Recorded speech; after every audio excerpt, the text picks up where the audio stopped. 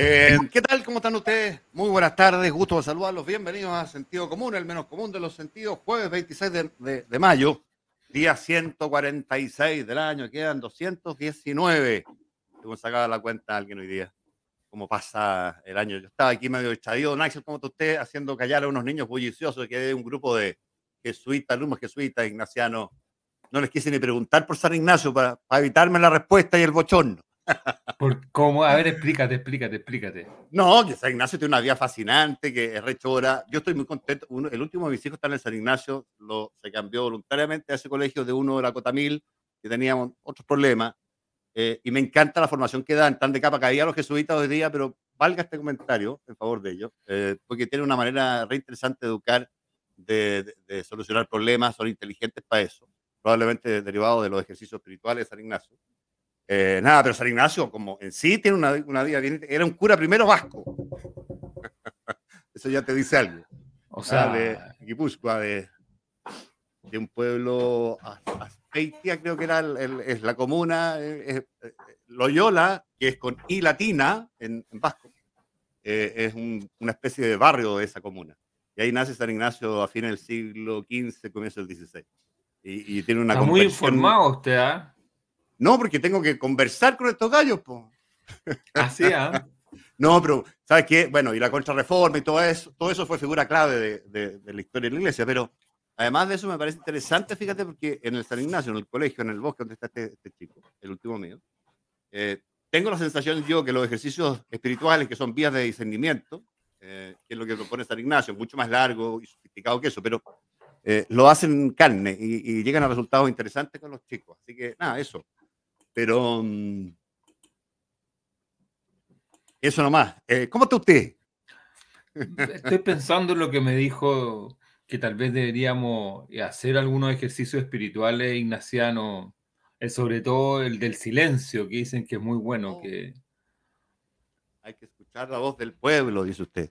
eh, hay un ejercicio que dura 48 horas donde tú estás en silencio, conviviendo, porque es distinto estar en silencio en la casa con Netflix o con algún libro que estar en contemplación, como lo hacía, Mm, eh, había otro jesuita que se llamaba San Francisco Javier, que creo que estuvo en Asia, en China, mm. y, y él, bueno, y la compañía fue poco a poco depurando estos ejercicios de contemplación y de silencio que son bastante, eh, ¿cómo se podría decir? Sincréticos, buena Sí. palabra esa. Son Mm, sincretismos porque el San Francisco Javier y otros que, acuérdate que San Ignacio entendía, o Ignacio Loyola entendía que había que ir a explorar todas las tierras ignotas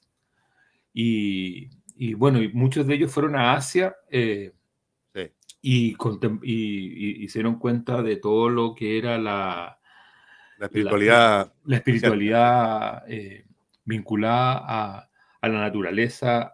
Mm, Esto estamos hablando de eh, no necesariamente épocas donde el budismo o el que estaba en otra parte de Asia mm. estaba expandido. Eh, y Sí, pues ya estaba como religión dominante, claro, por historia, digamos, pero sí, claro. pero hablamos, es Mm, como, yo siempre me acuerdo que un jesuita me decía que los jesuitas que habían ido a China eran como para nosotros los Hare Krishna, eran vistos mm. como gente muy extraña, Muy con, extraño, claro. con costumbres muy raras, estas cosas Oiga, ¿y usted primero. es ignaciano también? Sí, No yo le puedo estudié, creer. Entonces yo le sí. estoy contando cuestiones que usted sabe, o sea, le decía cosas que usted sabe de sobra y Eh, no, quería no, como. no, no, porque yo creo que Mm. la Pero espiritual. tiene esa impresión tú del San Ignacio la que tengo yo, me la he formado muy pocos meses, ¿ah? ¿Cuál oye? Esto de que son sofisticados en el discernimiento, que tienen un tratamiento distinto de la letra a sangre entra, digamos, que es como un predicamento todavía de algunos colegios de la medio elite. ¿Ah? Yo le perdí la pista al colegio porque a mí me tocó en una época donde estaba muy convulsionado. A Mm. mí me tocó salir al ¿Tiene los principio. 70? no, principios de los 80, de los 80, claro. de los 80, en una etapa donde estaba muy quebrada la Compañía de Jesús, Ya.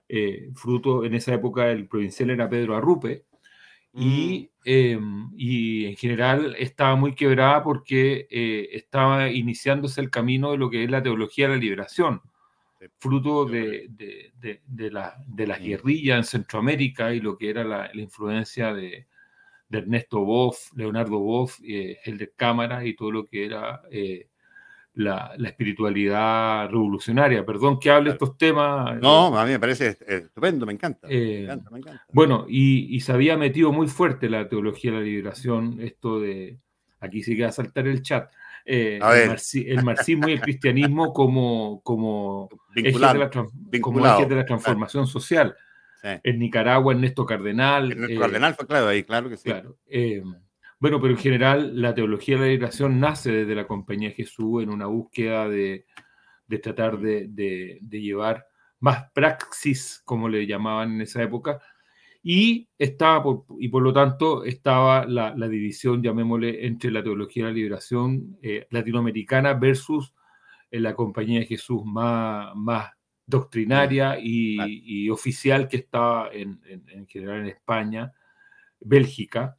Yo después voy a estudiar a Bélgica, a la Universidad Católica de Lovaina, que está administrada por la Compañía de Jesús. O sea, me tocó todo el recorrido largo y claro, esos años te provocó una reacción conservadora en la iglesia también en esos años, adversa a toda esta mirada, porque claro, porque la cosa más respuesta que tiene, exactamente, tú tienes razón, o sea, la respuesta que tiene la iglesia es la nominación de Juan Pablo II, o sea, 78. Claro, 78 fue, ¿no es cierto? Sí. Sí. Como pasa el tiempo.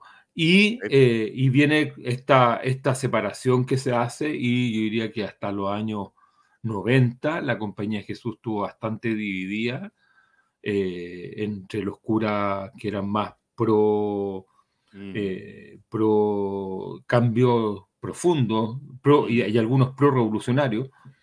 De hecho, varios de los novicios que eran los guías espirituales que teníamos nosotros se fueron algunos a los movimientos revolucionarios y movimientos más radicalizados de Centroamérica, El Salvador, Nicaragua, claro, y otras revoluciones que había. Así que esa época me tocó a mí. Y luego, y en esa época, a mitad de los 80, designan a Fernando Montes, que es uno de los grandes baluartes de la Compañía de Jesús. Y yo ahí me toca conversar con él mucho antes de que fuera.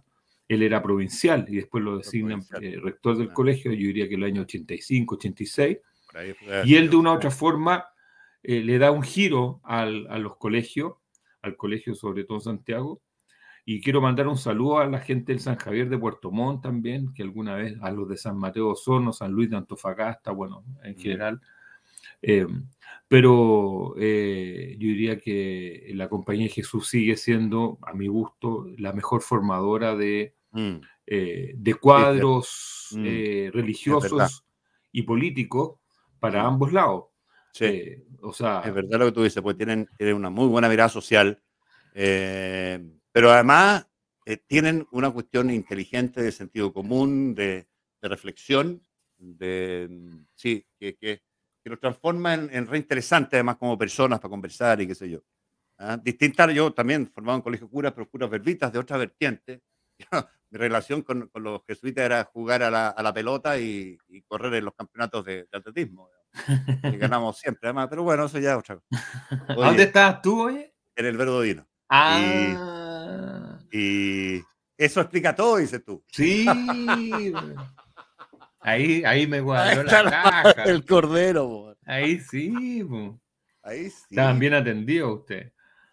Nosotros Oye, no, Oiga, lo que bueno, quería decir ya.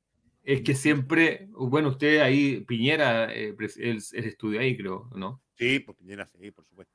Y algunos otros celebres ahí. Yo me acuerdo, por ejemplo, que cuando yo era chico, mucho mayor que yo, pero me acuerdo era Longueira, que era de Pablo Longueira, estaba en el colegio.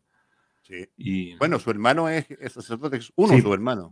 Así es. sacerdote jesuita, fue rector del San Ignacio del Bosque hasta hace no tanto. Así es, exactamente. Alejandro, Así creo. que, bueno, un saludo para todos, si nos están escuchando algunos ignacianos por ahí y los del Verbo, antiguos rivales. Pero el fútbol era parejo, ¿ah? En mi No, época no, por lo no, menos. Mira, yo siempre le decía a los chiquillos de San Ignacio que me miraran bien, el Verbo tenía una polera de atlética con un conejo amarillo. Entonces, yo decía, mira, ponte el conejo en la retina, es todo lo que hay a ver en la carrera. No, No, buenos yo me acuerdo que, chiquillos, buenos no, amigos. porque yo me acuerdo que la gente del Verbo Divino, perdón que esta es una conversación muy de élite, ¿ah? Pero en general estaba al lado un colegio de mujeres, que en Villa De María, y María. era como la envidia, porque el colegio donde ¿Eh? estaba yo no tenía nada, o sea, estamos hablando de colegios de hombres, Además, perdona, unas damas de muy buen ver, pues. así es, muy buen ver. Y la verdad es que hoy en día, cuando uno conversa con las nuevas generaciones, que es algo que yo hago, trato de hacerlo más seguido, y les cuento que estudié en un colegio de hombre, no me la pueden creer. Claro, O claro. sea, como, por ejemplo, o sea, ¿pero por qué estaban enfermos? O sea, como que si, Mm, por ¿qué supuesto. les pasó? O sea, no es a la gente que hoy día tiene niños que tienen 10 12 años, y yo no tengo el dato, pero yo diría que el Mm, 95, 98, capaz que el 99% de los colegios son mixtos todo, actualmente. hoy día todo. Incluso en Colegios, San Ignacio. Todavía no está hasta cuarto medio, pero está o sea, progresivamente año con año llegando al mixto total, digamos. claro, y el Instituto Nacional, y hay muchos, o sea, casi Mm, todos los colegios sí, emblemáticos hoy en día son mixtos. mm, Algo que, y claro, el niño que tiene 10 12 14 años y que creció teniendo compañeras de curso, para él es lo normal. Mi mm. normalidad fue brutal, Ironía, obvio. y fue brutal porque Sí. eh, hace poco tuvimos bueno, unas charlas entre algunos compañeros de curso, eh, y supimos de compañeros que, como ellos, hay uno que a mí me impresionó mucho, que decía que el bullying era de tal nivel en el colegio que eh, nos Mm, contaba que no sé cómo decirlo, pero voy a decirlo derechamente como entre comillas, porque él dice, me cagaron la vida el bullying. Y él se separó mucho del colegio, o sea, mm, del curso. Y claro, uno recordaba que en esa época eran muy duras las cosas en los 70 80, sí, sobre todo en los colegios de hombres, y mm. donde había un trato muy distinto a lo que parece que ahora es los colegios. No habían ni manuales De de convivencia. convivencia, Mm. ni la palabra bullying existía, era la ley del más fuerte, y las Era a bromas los eran, combos, po, a y los las combos. bromas Era, eran muy duras, las sí, bromas, sí. o sea, todo lo que Y eran bromas, la y intolerancia respecto del aspecto físico, de cualquier condición o característica que tuviera cualquiera, lo hacía objeto de bullying por años. sí, sí, Por terrible. años. Entonces, O a mí sea, me, cualquier chico que tuviera algún amaneramiento, ponte tú, en la manera de comportarse, era transformado en el símbolo rosa de todo el colegio. Y lo singularizaban de la manera más dramática que te puedas llegar a imaginar. ¿No? Entonces, no, era una cuestión terrible. Hoy día esa cuestión es impensable. Hoy día en los colegios Axel, de élite incluso, en los pasillos de esos colegios, en los baños de esos colegios, tú ves niños transgénero, transgénero. Y yo, eso me parece estupendo. ahora uno nunca sabe Eso si, evolucionó muy, muy rápido. Yo no me di ni cuenta. claro, ¿Ah? A mí me pasó por pero, encima todo ese proceso. pero yo creo que todavía es casi el bullying, y yo todavía sigo muy golpeado, no tiene nada que ver con lo Mm, que sucedió en sí, Texas ayer, o sea, antes de sí. ayer, el tema de Ah, la está ahí. matanza.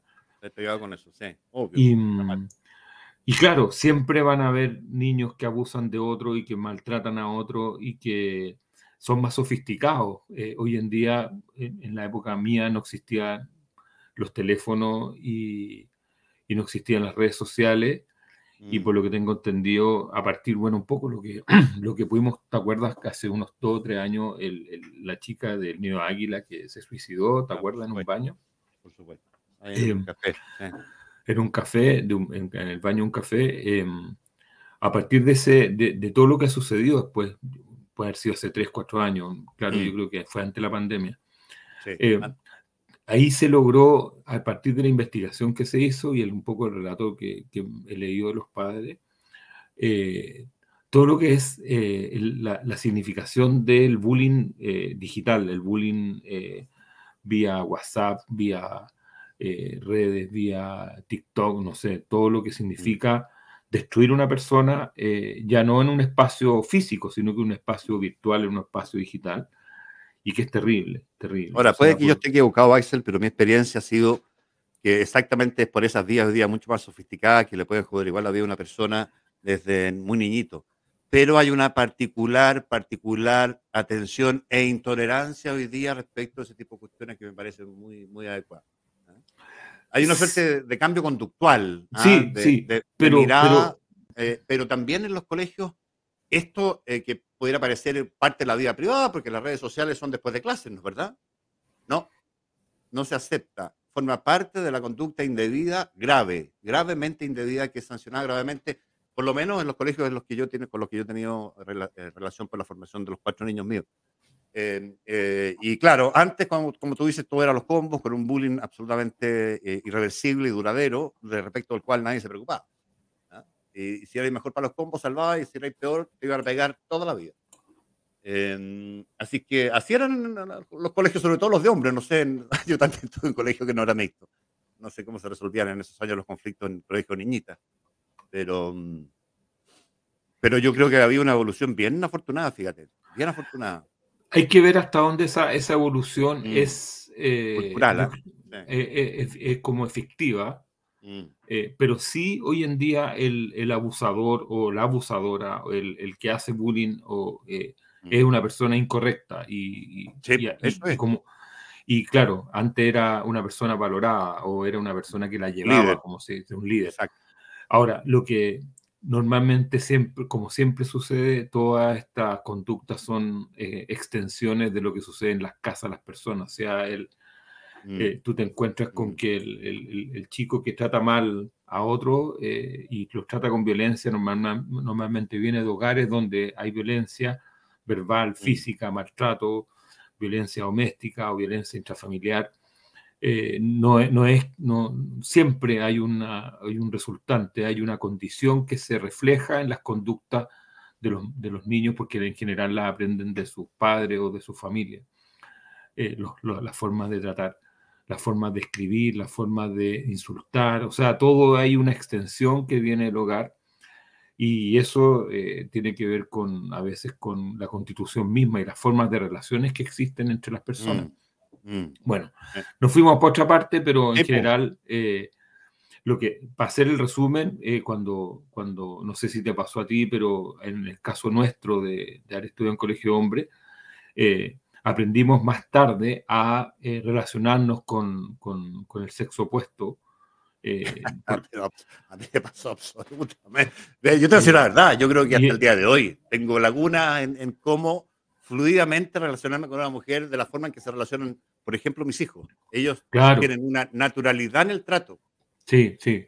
Que es inalcanzable para mí. O sea, claro, y tú notabas de inmediato cuando iba a alguna fiesta en esa época, el que estaba en colegio mixto del que estaba en colegio hombre. Tú y yo estábamos en una esquina y las mujeres estaban en la otra. Exactamente. Y la verdad es que torpe, sin capacidad de tener como buenas maneras para tratar, tímido, mucha timidez. Absoluto. Y en el caso nuestro, si tú no te metías al grupo confirmación, no tenías por dónde conocer a alguien. O sea, de hecho, muchos nos metíamos a los grupos confirmación porque eran mixtos. O sea, o si no, no habríamos estado en esa baldosa. O sea, habríamos estado jugando fútbol y metidos en nuestras actividades. Pero es como el colegio te arma, en esa época nos armaba el menú, que la única forma de llegar al otro lado era mediante Dios. O sea, Dios no intermediaba. Hacían negocios y hacían la pasada. Oye, ya, pero nos fuimos por Oye, ¿y de qué jugaba usted cuando jugaba la pelota? ¿Era bueno, era malo? Usted era izquierdo. Era buen izquierdo usted. No. Yo diría que Jugaba ¿Ya? por el centro izquierdo, por ahí. Ah, ya. No, no, Ah, ya. no, Pero no. adelante o atrás, al medio. Adelante, siempre, Adelante. siempre, Era siempre. la ambición ahí, goleadora. Sí, sí. Ya Pero es está. que, bueno, es que en esos colegios se jugaba mucho fútbol, si era lo único que había que hacer, pues sí, no había otra cosa, po, si Exacto. no teníamos ningún incentivo más que jugar fútbol, o los bonitos. O los monitos. Así que, bueno, un O las saludo a bolitas. toda la gente de los colegios, bueno, un saludo a todos los que estuvieran en colegios de hombres o mujeres, y pensar un poco en lo que nos perdimos como socialización y aprender a interactuar. Sí. Mm, Eso se paga después, ¿eh? Bueno, sí, pues, bueno. Sí, pues. ¿cómo ha Oiga, estado la agenda, don José? oiga, la agenda no sé cómo la ve usted, yo la veo un poquito decaída, fome. Se está votando, creo, en la convención esta tarde ya algunos artículos de la comisión de preámbulo. También iba a partir la votación de algunos de los transitorios después de que terminara el periodo para presentar indicaciones ahí. Y están en eso los muchachos, con todo un debate más o menos encendido en los términos del debate que teníamos nosotros ayer respecto a algunas de las cuestiones, pero todavía no ha pasado mucho, te diría yo. No sé cómo lo veis tú. O sea, para variar el tema de los 2 tercios, hay dos Sí, posiciones dentro de la misma izquierda, en el centro también, eh, y eso hay argumentos de lado y lado, mm, lo cual es un debate interesante porque doctrinariamente, y esto lo quiero poner no en términos como de izquierda a derecha, sino que doctrinariamente hay gente de izquierda que ha rechazado el tema de los 2 tercios, y ahí yo hago un punto en que, bueno, para resumir, el tema de los 2 tercios es: ¿se toca o no se toca la Constitución? sí, Esto estaba en el plano que, sí, en el escenario que esto se apruebe.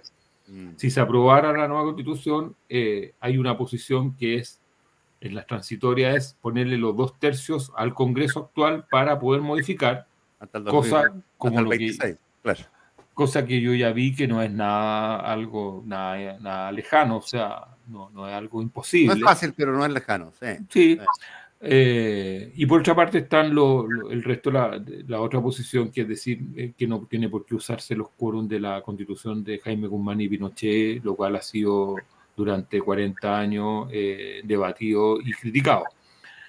Pero yo escuché Pero un detalle respecto de eso, Axel, esos quórums de Pinochet, que han sido muy criticados, por supuesto, y calificados en parte por esa razón de tramposa esta constitución, han servido para modificarla muchas veces.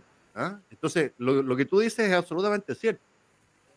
Sí, yo creo que lo que despierta suspicacia y molestia es que hay simultáneamente una apuesta porque la Cámara que pueda modificar la constitución con mayoría simple no sea esta, sino que la próxima. Y esa próxima también tiene o podría llegar a tener una composición distinta más favorable, ¿no es verdad?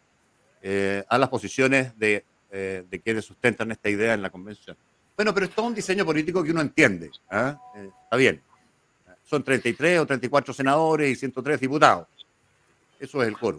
pero mira, piensa, yo te lo voy a armar al tiro. En la derecha son 25, 25, sí. en la Dos DC son pruebas. 5, ¿En dónde? en la Democracia Cristiana son En la 5. ABC, sí, ahí Ahí tenéis 30. 30. Sí, claro. Y tení al Guatón Insulza, perdón, gordito, a José Miguel.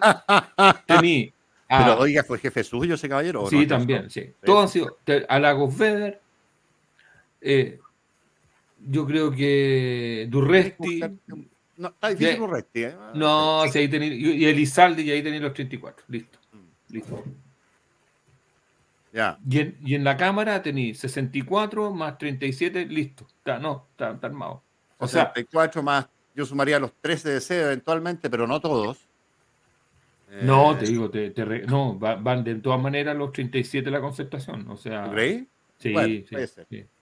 Oye, Sí, estaba porque ahí leyendo la están. lista además de los senadores que saldrían de escena el 26, cumplirían la mitad de su periodo al terminarse el Senado, si se termina en esa fecha. Son 27 y le hace daño a todos. A todos. No, si es parejo, Poquito, es parejo, es poquito. parejo. Claro, Sí, porque son la mayoría.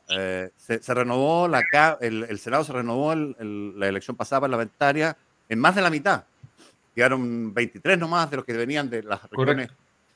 impares, y se renovaron las pares, que son más en proporción. Porque además se agregaron los que no estaban todavía con la reforma, ¿no? 7 senadores más, ¿te acuerdas?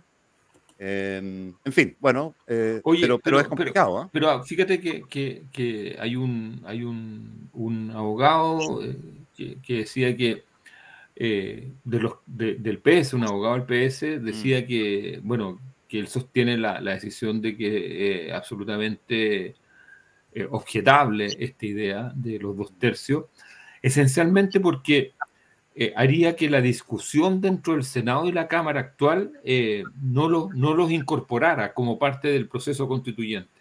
Y eso me pareció un argumento que en mi sentido es muy bueno.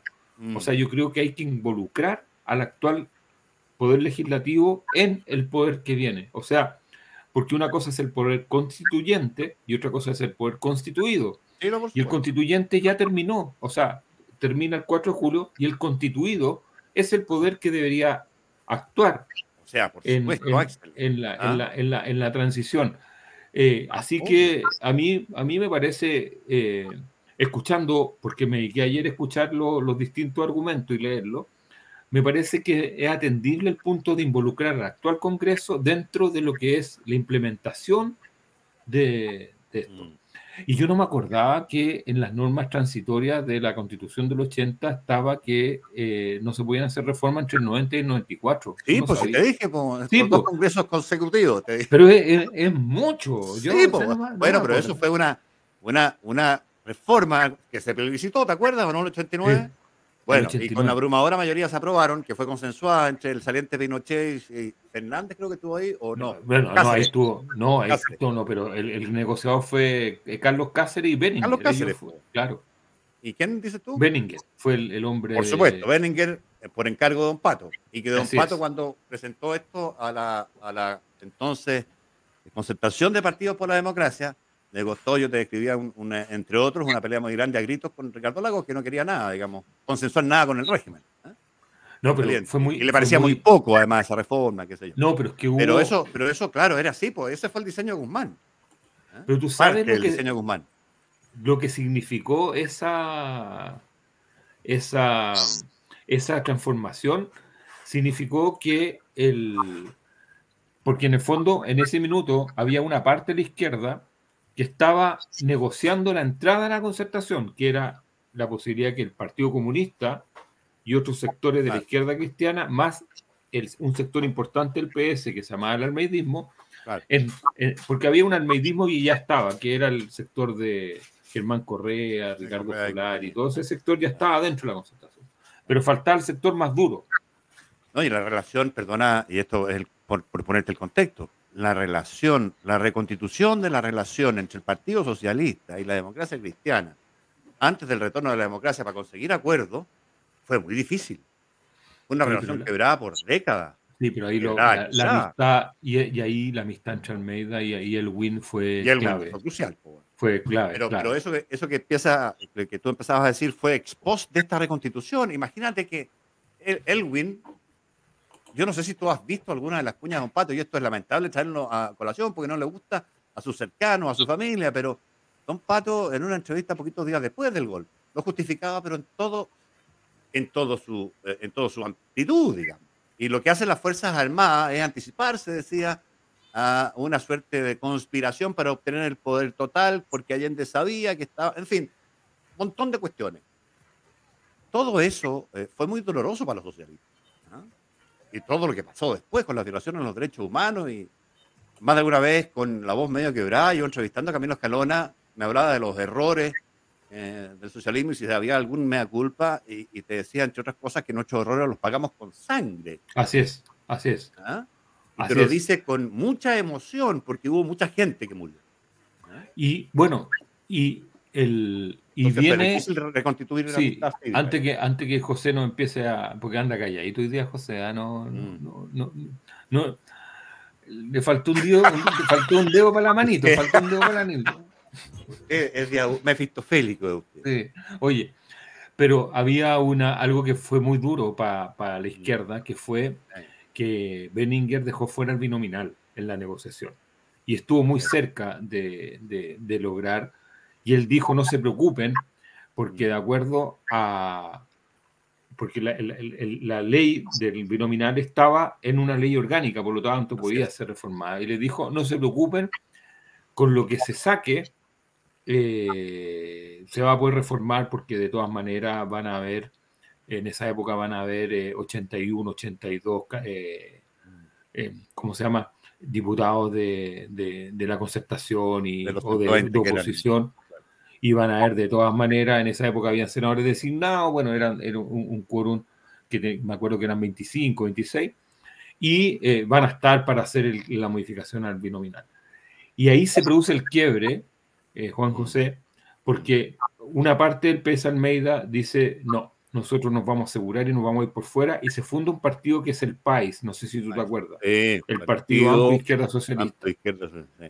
Y ahí llevan a muchos candidatos, Estela Ortiz, Luis Mayra, y tú sabes que el único electo del país como diputado fue Juan Pablo Letelier en la región de O'Higgins. Y ese quiebre, el ir con los candidatos en dos bloques, significó justamente que no se obtuvo las mayorías para lograr modificar el binominal. Y ahí se produce un quiebre bastante grande. Bueno. Oye, por supuesto. Don José ya nos aguantó mucho. Yo creo que tenemos que ir a corte. ¿Por qué si son las 30? Pero no dijo nada, ¿o sí? No ha dicho nada, pero su cara lo dice todo. Vamos al corte rápidamente. Don José. Oiga, dice que estamos grabados, ¿ah? No, ¿por qué hora es? No, pues dice, aquí nos están acusando en el chat. Que hoy día está más, está muy, no he visto insultos duros. Dice que estamos grabados. No es así. No. Dígales que no, Axel. Ya grabemos que no. Oye, mira, pero ahí está yo tengo las 6:36, no sé qué horas tienes tú. 6:35, es lo mismo. Ya. Vamos al corte.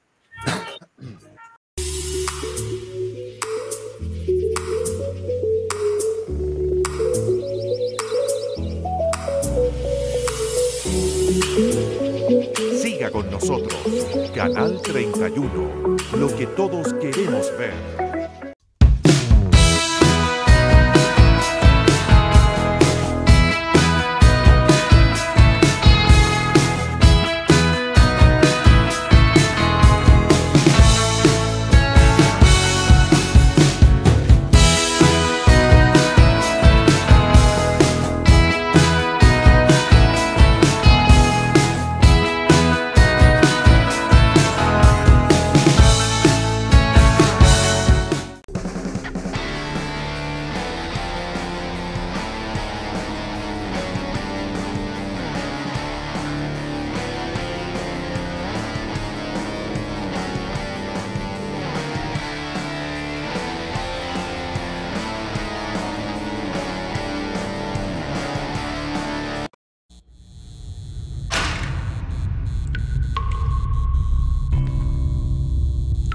En los momentos más difíciles, cuando vemos todo negro y perdemos las esperanzas, se abre una línea directa.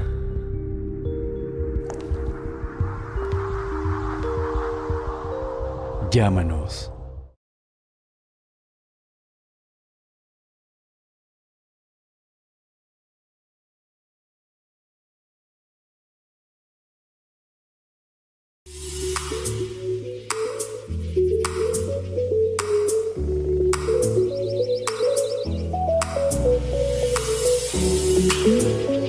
Siga con nosotros, Canal 31, lo que todos queremos ver.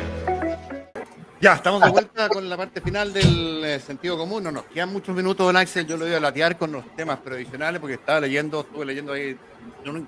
Yo necesito también mi parcito de minutos, ¿ah? Ya, no, al tiro nomás. Sí, es un hilo que. No, tómatelos al tiro. Sí, un hilo de. No, lo mío es muy corto. Es que. Dale. Es un hilo previsional nomás que alguien intentaba probar por la vía artificiosa y mal calculada de que era falso. Esto de que hoy día los ahorros provisionales de las personas con cuentas individuales digitadas o cauteladas y rentadas por la AFP, 7 de cada 10 pesos eran rentabilidad y 3 pesos son los que tú has ido poniendo a través del tiempo. Entonces esta persona decía, mira, en realidad eso es verdad, para quienes no tienen lagunas provisionales y empezaron a cotizar desde que se inició el sistema en el año 81 y qué sé yo. Eso, y eso lo chaqueteado lo decía así porque reconocen en la asociación de FP que mandaron a hacer un estudio ellos mismos que prueba eso. Entonces el argumento era el argumento de autoridad que daba esta persona. Mira, no hay autoridad en ese estudio que mandó a hacer la propia asociación de FP para afirmar algo como eso. Pero cualquiera que tenga los datos administrativos a la mano, Axel, de verdad, y no hay que ser muy cuidadoso, se va a dar cuenta que eso es absolutamente así. Que respecto de la pega, de rentabilizar la plata que tú depositas, los que cotizan, las AFP han sido particularmente cuidadosas y rentables, están ahí los fondos que he probado en el tema. Lo que ocurre es que, claro, el problema del sistema provisional en Chile es un problema que tiene un origen distinto, que es un problema laboral, que tiene bajos ingresos, que tiene lagunas provisionales, que tiene una serie de otras cuestiones, pero que no son imputables a las AFP como instituciones. Usted da me lo mete mismo. Hay un montón de otros, Axel, argumentos que uno puede dar y qué sé yo, pero me parece que hay que ser cuidado. ¿Sabes por qué? Porque el otro día leía, a propósito del sistema de reparto que hay en España en materia de pensiones. A España le empezó a pasar antes que a nosotros, lo que nos está pasando a nosotros, que es que etariamente ese sistema, ni aquí en Chile, ni en España, ni en ninguna parte que envejezca tanto la población tan rápido como nos está pasando a los dos países, va a funcionar. Entonces, cuando yo empiezo a mirar que lo que hay es, mira, toda tu cotización va a ir a un fondo común administrado por el Estado y ese te va a dar un voucher que te va a ir pagando la pensión, un criterio de solidaridad intergeneracional, en fin, lo que sea, me preocupo porque eso no funciona en estos países. Fíjate que los griegos, además, como estado de bienestar europeos, se creyeron maravillosos con cotizaciones, sistemas en su minuto también de reparto, y decidieron jubilarse a los 55 años. Pero tú te acordáis cuándo quebró Grecia, ¿no? Sí. O sea, de hecho, yo parte habría soñado con tener lo que se llama la pensión griega, pues si uno se Maravillosa, pensiona a los 49, 48, 50 años. a los 55 era la edad legal. ¿Ah? Claro, claro, era una entonces, pensión bien prematura y me acuerdo que empezaron a salir casos bien absurdos de personas con 40 años que habían jubilado con habían acreditado algunas enfermedades que eran falsas, bueno. Y eso lo pagó Europa, ¿eh? Alemania. Yo me acuerdo que en Alemania quedó la escoba porque Alemania era ha sido uno de los mayores contribuyentes a la Unión Europea. Oye, don Axel, sus 2 minutos porque don José ya nos puso mala cara ya. Pero, o sea, usted se va de tesis con la FP y toda la cuestión, no me da tiempo ni siquiera. No, dele. A ver, ya, pasémonos a riesgo mío, 30 segundos. No, lo mío es algo mucho más, simple, porque hoy día se habla que es un triste día para la música y el arte. En mi caso, de las 3 personas que fallecieron en el mundo del arte, hay uno que me toca mucho, que es Alan White, del grupo Yes. No sé si tú escuchaste a Yes alguna vez, de Ian Anderson, Rick Wakeman. No fui fanático, pero sí lo escuché, por supuesto. No, bueno, yo seguí mucho el grupo Yes y Alan White fue el baterista ícono de Yes. Y bueno, y tocó con John Lennon, con George Harrison, discos emblemáticos. Murió muy joven, 72 años. Y murió también Andy Fletcher, que es uno de los fundadores de Depeche Mode, que también es uno de mis grupos que lo escuché bastante durante los 80. Martin Gore, bueno, canciones maravillosas de Depeche Mode, que es una línea un poco más techno. Y el último también que murió, que es Ray Liotta, el actor, no sé si tú te acuerdas. Muchas veces, de Scorsese, Goodfellas. El 90. Claro, Los Buenos Muchachos de Goodfellas. ¿Cómo se llama? Con Joe Pesci y no era Al Pacino, era Robert De Niro. No estaba, De Niro ahí estaba metido. Sí, Robert De Niro, Joe Pesci. Y estaba también la rubia esta famosa, la de... Sí. Esto es típico de los boomers que se nos olvidan los nombres de las actrices. La que hace la película con Michael Douglas. Sí. No me acuerdo el nombre. Sharon Stone, aquí me sobran. Ve que la dama es su hija, debe ser. Exactamente. No, aquí está. Oye, y la historia es que a mí bueno, Ray Liotta siempre fue un actor que siempre, o sea, muchas veces hizo de malo, o sea, siempre hacía como de psicópata o persona que tenía ahí como los roles hizo poco de jovencito, creo yo, y todos murieron muy jóvenes. Andy Fletcher de Depeche Mode, 60, creo, ¿no? 61 años, 61 años, o sea, había nacido en 61, o sea, un poco mayor que yo. Yo vi a Depeche Mode el año 94 cuando vinieron la primera vez a Chile, que fue muy coincidente con la muerte de otro amigo mío, Andrés Boves, que tocaba en un grupo que se llamaba La Ley. Y claro, que era fanático de Depeche Mode y de Andy Fletcher como un gran creador. Y esto de Ray Liotta, igual, como que uno no se acostumbra a que todos los días está muriendo algún famoso, entonces como que o hay muchos más famosos o uno está más comunicado, pero hay algo pasa que se está muriendo todos los días mucha gente famosa y muchos creadores y artistas que han sido fundamentales, por lo menos en mi vida. Eso nomás, viste, no le quité. Pero usted es una maravilla en sus resúmenes emotivos y de recuerdo y de citas. No, pero lo de Ray Liotta, perdona, yo no estoy mirando no estoy mirando su biografía ni nada. Solamente estoy, o sea, si la cantidad de películas que uno ha visto de Ray Liotta donde no hace nunca, o sea, pocas veces yo lo vi en el papel principal, siempre era un secundario, el policía malo, el que era corrupto, el que golpea a las mujeres, o sea, siempre estaba como en el borderline ahí de los protagónicos.